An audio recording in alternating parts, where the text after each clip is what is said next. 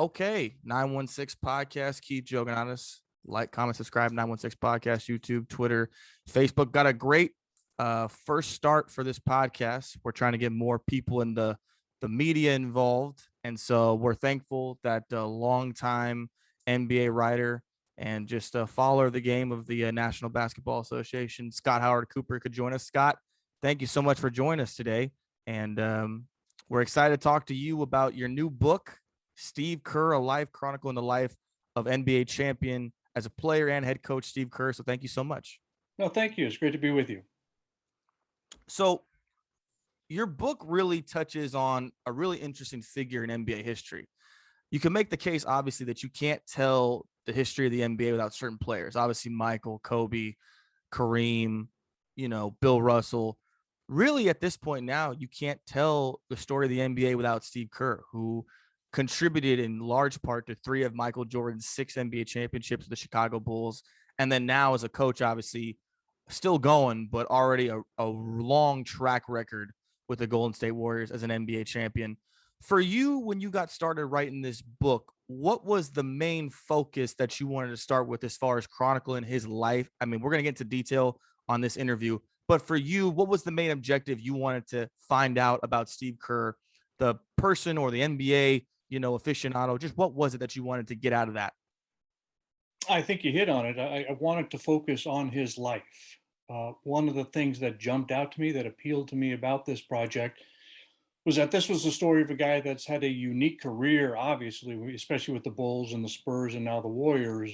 But it's been a fascinating life. There's sort of almost a Forrest Gump quality to it a little bit when you talk about the things that has happened in his life.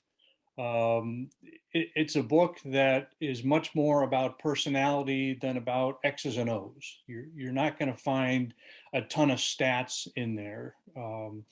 There's going to be certainly a lot of game moments, a lot of basketball moments. Obviously, game 6 with the Bulls against the Jazz in the 97 finals when he delivered the title.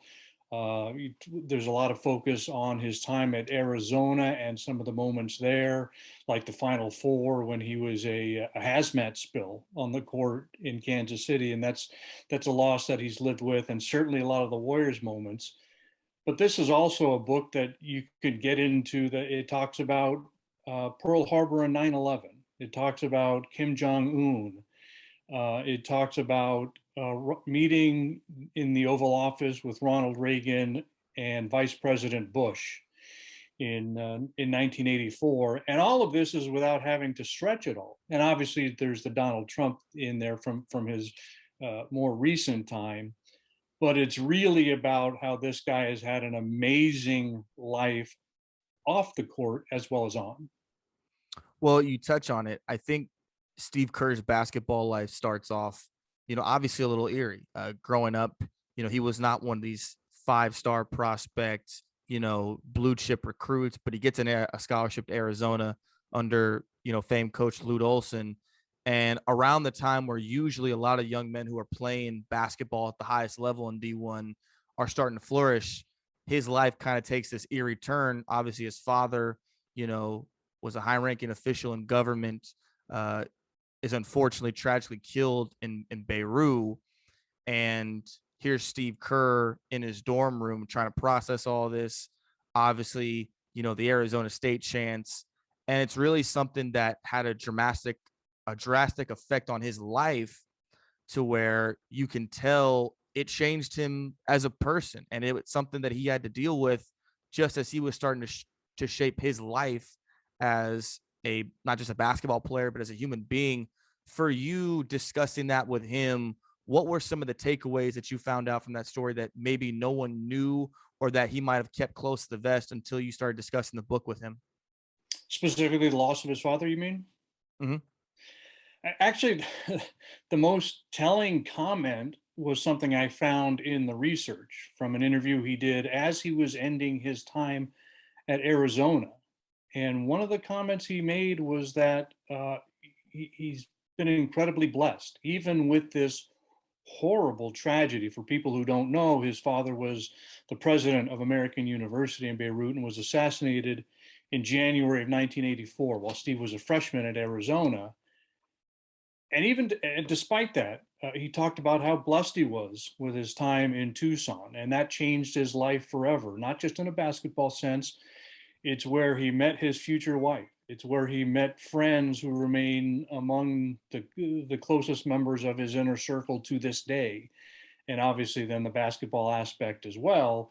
But he talked about how much he learned to appreciate things. And while losing his dad, and they were very close, and it's a loss that he still feels to this day. He considered himself incredibly lucky, and I think that that's one of the things that has always come through about Steve, is that he's appreciative, that he's had some difficult moments with his own health, obviously with the family tragedy, but he's always has focused on the positives in his life, and that's what really came through at the end of his time at Arizona, was him acknowledging that even with the loss of his father, he considers himself blessed. And yeah, and you fast forward now, I mean, obviously, people know Steve Kerr as like sharpshooter, great shooter of the basketball, but there was a time that he's admitted, in certain, TV specials such as Open Court interviews, that he thought he wasn't going to be able to make it in the NBA, that he couldn't last. And, you know, he's in a situation when he's starting out his career in the 90s where, late 80s, early 90s, where there isn't really a G League. Your only option besides the NBA is to play overseas. And obviously, we know now that the social media and technology, there wasn't a whole lot of avenues to get scouted or just get another look in the NBA if you got bounced from that situation. Why do you think he was able to survive and become what he was with the Bulls eventually? But how was he able to carve out his own little niche in the NBA, just starting out and just trying to survive and make it day to day through the rigors and perils of an 82 game season? Well, it's very corny, but it's also true. He believed in preparation as being something that made a difference. He loved basketball, um, didn't like it, loved it, had a passion to play, loved to practice, loved to be in the gym, always working on his shot. The typical story of the first guy to show up for a practice and the last guy to leave, and no messing around until all the work was done. He did all the shooting games and hung out with guys and did all that, but only after putting in the time to stay ready. Even when he had stretches where he wasn't playing much, he was there at practice and always working on the shots that he might get in a game. You see a lot of guys these days, they're goofing around, they're doing the half court hook shots and all this other stuff. And Steve was, around the world. He was 20-footer from the baseline, 20-footer from the right elbow, straightaway, left elbow, baseline, that kind of thing. And he put in the time and he loved to play and he was very smart. And those are the things that kept him in the game. Certainly it wasn't his athleticism. It wasn't his point guard skills, because he was good enough to play the position in college, but not in the pros. But he could shoot a little bit and he had the right attitude. He was mature. And you're 100% right when you talk about how this never was supposed to happen. He didn't even start to dream about being in the NBA until he was a senior, a fifth-year senior at Arizona. And then he thought, if I get a couple things that break just right for me, I might be able to get a season or two out of this pro career. And the next thing you know, you look up and he's got 15 seasons and 5 championships. And it really is an incredible ride that never was supposed to happen. Well, you touched on it, the incredible ride. Obviously, as a player, and we'll get into his coaching aspect later on, but as a player, he's most known as being a key contributor as a role player and a sharpshooter, like you mentioned, on the last three Chicago Bulls dynasty championships. And obviously, there's the famous, story where him and Michael Jordan get into it in practice and it ends with MJ just clocking him in the face. But besides that, why do you think Steve meshed so well with Michael? Obviously, the Last Dance documentary covered it, the toughness aspect of what Michael was looking for with who he played, to see if a guy could stand with him or be right next to him when it came down to crunch time in those crucial minutes of a playoff game or a championship caliber game. Why do you think Michael Jordan drew so much interest in Steve Kerr And how did he find that so quickly as a teammate? Because Steve had that killer instinct that Michael wanted. He wanted people that would run through a wall, that would be in that foxhole with him. And Steve Kerr, everybody sees, nice guy. Again, not a star, not a guy that would get into games for a week at a time, oftentimes. Uh, Before he came to the Bulls, remember, he was close to retiring. In fact, he was talking about, I'm pretty much done. And the Bulls thing, when we talk about moments in his life that were never supposed to happen, ending up with the Chicago Bulls is certainly one of them, these flukish circumstances. And getting in that fight with Michael Jordan showed something to Michael. It left Steve with a black eye, but in a much better position with Michael because Steve got his butt kicked, but he got his butt kicked because he stood up to Michael Jordan. And that's what Michael wanted to see. He was constantly on guys for not being tough enough, for not being smart enough, uh, not being dependable enough.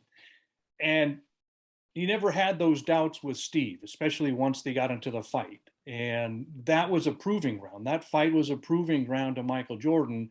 And from that moment on, Michael saw that Steve was his kind of guy.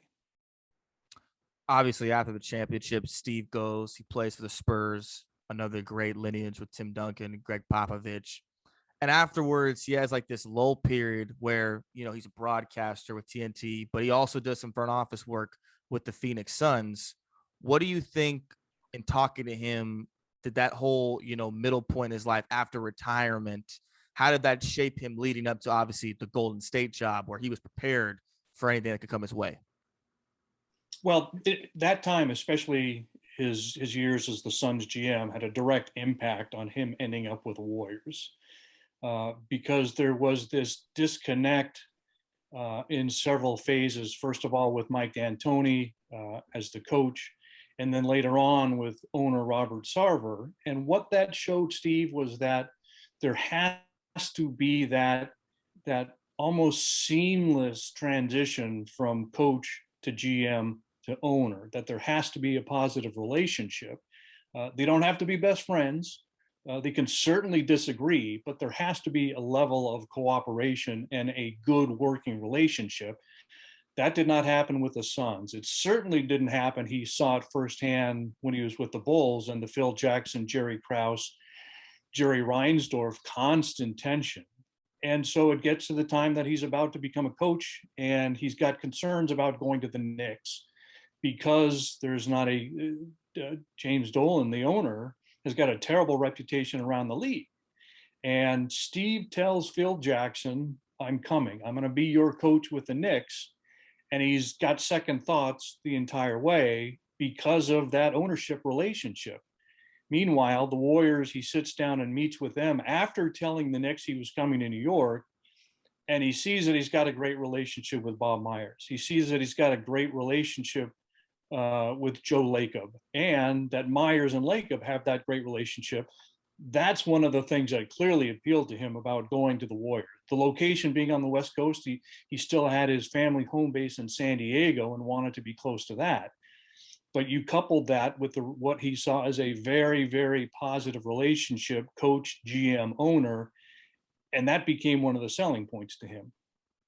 Well, you talk about it. I mean, obviously, when Steve Kerr gets hired as the head coach of the Golden State Warriors, the Warriors are coming off this season where they disappoint in a lot of people's eyes. Before then, obviously, they're looked at as this fun team.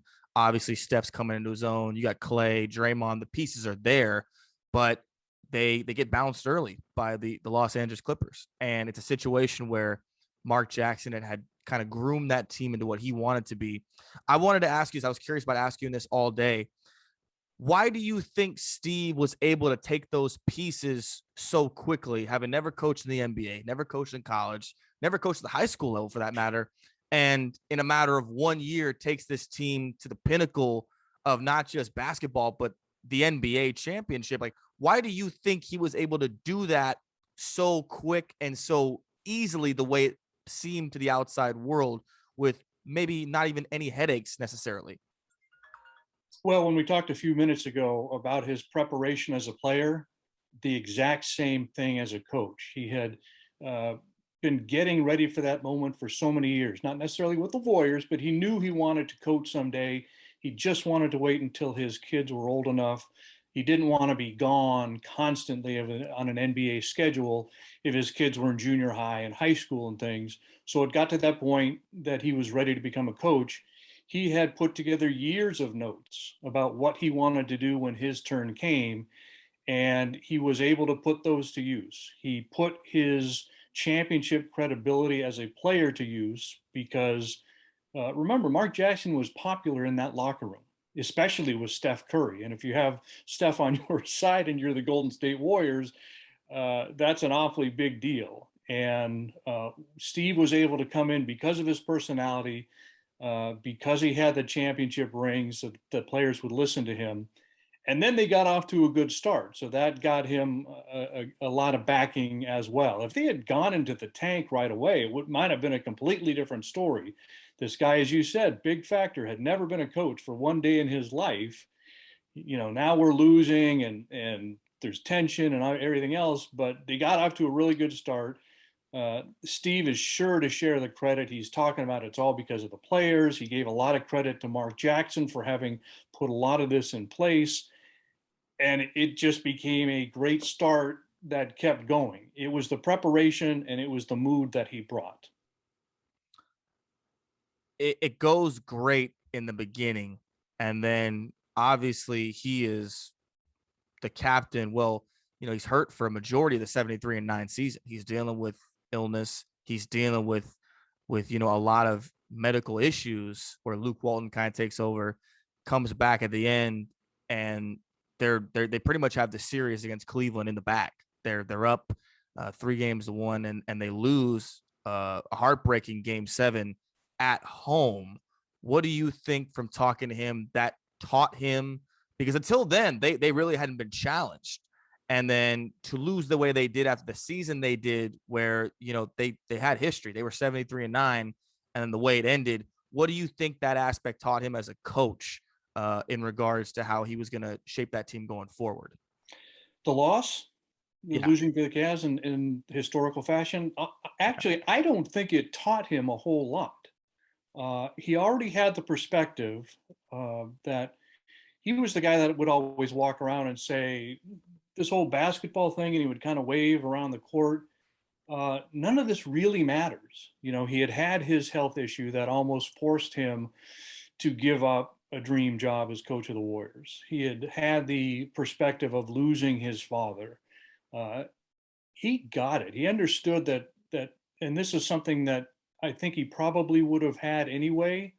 But then it was the same mindset that Phil Jackson had and Greg Popovich had in terms of being part of the outside world, not just the NBA world, and understanding that there are real problems out there, and losing to the Cavaliers, even in a horrible face plant, is not the worst thing that's going to happen to anybody in their life. I think that maybe he took a lot of criticism, so maybe there was some X's and O's stuff about his substitutions and the players he used and different things like that. But I think he already knew that that was not the end of the world, and that they would have more chances that would come. He gets Kevin Durant the next season in one of the most unprecedented free agent signings in the history of the NBA. Goes on to win a couple more championships. When it was found out that Kevin Durant was going to be part of the Warriors, I mean, obviously, no head coach in the NBA is going to say no to pairing Kevin Durant with Steph Curry and Klay Thompson and Draymond Green. But how much of a joy was it, do you think, for him, especially when talking to him, to have the flexibility he did, not just with Steph, because he had Steph for a couple of years and he knew what Steph was capable of, but to now partner Steph with Kevin Durant? How much of that was just an exciting time in his coaching career, having two of the best players to ever play the game on his team? Oh, very exciting. I think he knew it would be difficult having to uh, sort of bring everybody together, and he got all the questions about how are you going to get four balls on the court at the same time, and all of that other stuff. But at the same time, Steve has always loved challenges, and he knew that that would be a test of his coaching ability to mesh Kevin Durant with his successful roster that was already in place, and also with Steph Curry individually, understanding that Steph by that point had shown himself to be one of the great stars of the game. But Steph came in with the right attitude, which was, I'll give up some of my shots, and I have no problem passing the ball to you, Kevin, and obviously the other guys don't as well. I think everybody had the right attitude, that it was a chance to bring this guy in that everybody thought would make their team better. Again, not an easy transition, and they struggled with it at times, but I don't think anybody had a negative approach. Steve as a coach, well, maybe it's just as a person in general, throw out the coach aspect of it. I think a lot of people respect Steve Kerr, the person, as opposed to the basketball coach, more for just him being outspoken and being honest about certain issues in the country, such as politics, race, police brutality. Where do you think, in talking to him, that he gets the strength and just the ability to say how he feels about certain situations without a lot of thought about repercussions? Because in our day and age, every celebrity or public figure is scrutinized and minimized in what they say, and saying the wrong things at times can, draw criticism from certain aspects of the left or the right. Why do you think Steve is so comfortable in the skin that he's in and just saying how he feels about certain issues that affect the country and society as a whole? Well, that's who he's always been. That's how he was growing up. If you ask where did it come from, I would say his parents. That they deserve a great deal of credit for raising four kids who are very similar in their awareness of the world and their comfort level in speaking about it. Not his brothers and his two brothers and one sister are certainly not as well known because they don't have that same podium that Steve does. But this is a family that grew up talking about some of these important issues of the day at the dinner table or at home on a Saturday afternoon or things like that. That this is just who the Kerr family was and is in a lot of different ways. He hasn't always handled it well. His attempt to not answer the question on China when that came up, and that was a big deal. He dribbled that one off his foot, completely botched it, and that was a bad moment for him where he chose not to talk. But for the most part, I think he has come to realize that he has this megaphone and he should put it to use. Going into the final stages now of his, well, not final stage, he's still coaching, but like the second part of his tenure with the Warriors, he's coming into an interesting situation. Obviously, he still has Steph, still has Draymond. Clay's coming back after being hurt and has missed, almost two full NBA seasons now. But he now has the ability with new talent like Kaminga and James Wiseman to mold certain rookies and certain young talent, with his staff and with Bob Myers. He's won everything in the book. He's an NBA champion. He's climbed the highest mountain that you could possibly have as a player and a coach. What do you think his goals are now going forward with the Warriors, not just as a coach or a person who's in the NBA affiliated with the Warriors as an NBA team, but as a person? Do you think his goals have changed? Like, what is his main aspect that he's trying to focus on now in this next realm as a coach? He wants one more shot, and that's all anybody with the Warriors wants. But Steve is front and center in that one. That they say, well, we know the window is closing, but just give us one more run, 2 more years, maybe three, but certainly give it 2 years with a healthy Clay Thompson. And if we're going to lose on the court, that's fine. We can handle that. I just don't think they want to go out because of injuries. That what has happened the last couple seasons does not represent who they really are. And if it turns out that they don't win a championship, at least let it be with all these guys playing 65 or 70 or 75 games and being healthy in the playoffs. I think that's that's what they really want. Just give us one more chance. Let us lose on the court, not in the trainer's room. All right. Well, final question, and it's going to be a little bit of a funny one here. If you were to guess in Steve Kerr's mind, I know you spent a whole lot of time with him on this book. If you were to guess in Steve Kerr's mind, what would he rather prefer? Partying with Dennis Rodman in Vegas or dealing with Draymond Green after he just got his first check early in the first quarter? What would Steve Kerr prefer? Boy, that is a good one.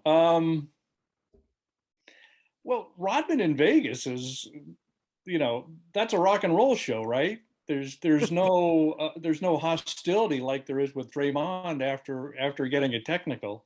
Uh, how could you not want, who wouldn't want to spend, well, I shouldn't say who wouldn't, but I Who think a would? lot of it, I think a lot of us would say we wouldn't be able to keep up with Dennis, but just for those 24 or 30 hours before we drop in the gutter on the strip and Dennis keeps going, I think you got to take Vegas, don't you? A Vegas You have run with to. Dennis Rodman. Holy I think you cow! have to.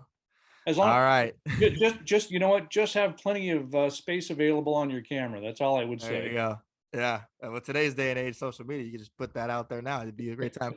All right. Steve Kerr, A Life is out on bookshelves now. Barnes and Noble rates it a 4.7 out of 5. So great reviews all across the board. Scott Howard Cooper, we'll see you sometime during the actual NBA season to maybe get your thoughts on some stuff. Thanks for joining us. The first ever sports writer on the 916 podcast. We can't thank you enough. This has been great. I appreciate it. Thank you. No problem.